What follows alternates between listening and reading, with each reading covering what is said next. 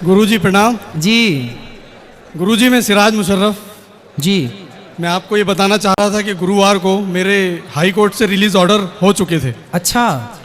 और शुक्रवार की सुबह मेरे घर से कॉल आया, यहाँ पर फ़ोन की सुविधा है जेल में, हाँ। कि तुम्हारे रिलीज ऑर्डर हाई कोर्ट से हो चुके हैं। एक ज़मानत की प्रोसेस होती है गुरुजी, छोटी सी, वो प्रोसेस पूरी करा के तुम्हारी रिहाई हो जाएगी जेल से। जी जी। लेकिन बुधवार को मैं आपकी कथा सुन चुका था। हाँ। और इस कथा के आयोजन में मैं यहाँ कमान में काम करता हूँ, मैंने भी काफ़ी मेहनत की है जी। इस प्रोग्राम में। तो मैं आपकी कथा सुन चुका था, तो मैंने फिर उस बेल को आगे बढ़वाया। वाह। कि अभी 1-2 दिन, क्योंकि मुझे 2.5 साल जेल में हो चुके हैं जी। 2.5 साल मैंने यहाँ जेल में गुजारे। जी। 1-2 दिन और गुजार लूंगा तो ज़्यादा कुछ नहीं होगा, तो कोई आप फर्क नहीं कथा पड़ेगा। सुनने के लिए आप जेल से बाहर जाने का ऑर्डर होने पर भी आप जेल से बाहर नहीं जा रहे हैं? जी गुरुजी, कथा के कारण। जी, कथा के वाह। कारण, क्योंकि मैं आपकी कथा पहले सुन चुका था। अब इसीलिए 2-3 दिन का समय मुझे और मिल गया है।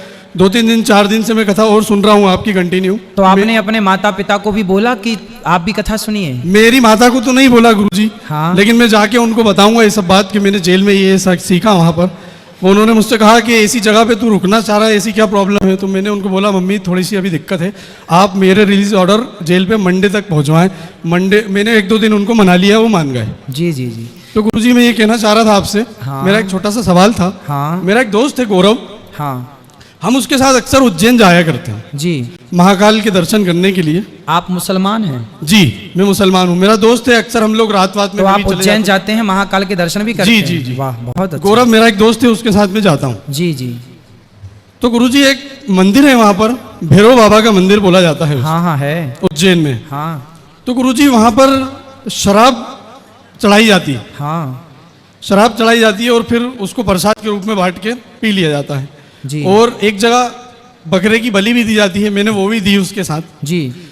चूंकि आपने कल और परसों, मतलब कंटिन्यू आप अपने बयान में यही कह रहे हैं कि ये चीज़ें खराब है, और हमारे यहाँ तो वैसे भी हराम करार दी गई है शराब। सारी बुराइयों की जड़ शराब है, ये बाहर भी बताया गया है और अंदर भी हमने आंखों से देखा जी कि सारी बुराइयों की जड़ शराब है। बिल्कुल, जितने कैदी हैं लगभग शराब पीने के बाद उन्होंने क्राइम किया और वो जेल आए। जी, तो मूल में शराब ही है। जी गुरुजी। जी।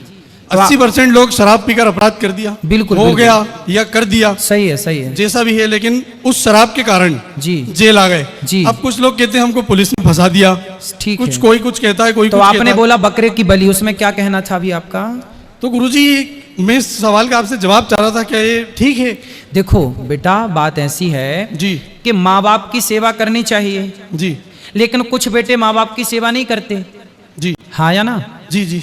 उसी तरह बकरे की बलि हम हिंदुओं के यहाँ किसी भी मंदिर में चढ़ाने की परमिशन नहीं है।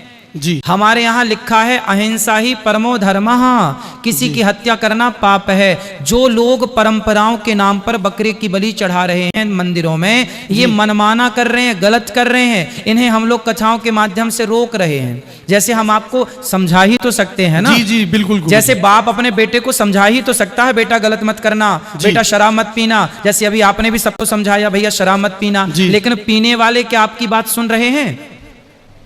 क्या पीने वाले मान रहे हैं?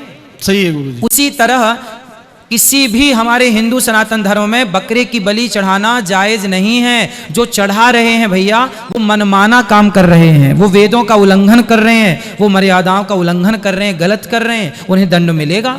गुरुजी, ये सवाल का जवाब मैं आपसे ही चाहता था, मुझे और लोगों ने भी दे दिया था, लेकिन मैं आपसे ही सुनना चाहता था। अब मैं पूरी तरह से सेटिस्फाई हूँ और मैं अपने बंदी भाइयों से कहना चाहता हूँ। अच्छा, जो मुसलमान भाई बकरों की बलि चढ़ाते हैं, तो आप लोग उनको रोकते नहीं कि आप? अच्छा, आपसे पूछ रहा हूं मैं, आप चूंकि मुसलमान भाई हैं, ये बताइए कि बकरे की बलि चढ़ाना आपके हिसाब से सही है या गलत? हमारे यहाँ जायज है गुरुजी। जायज है? जी। क्यों?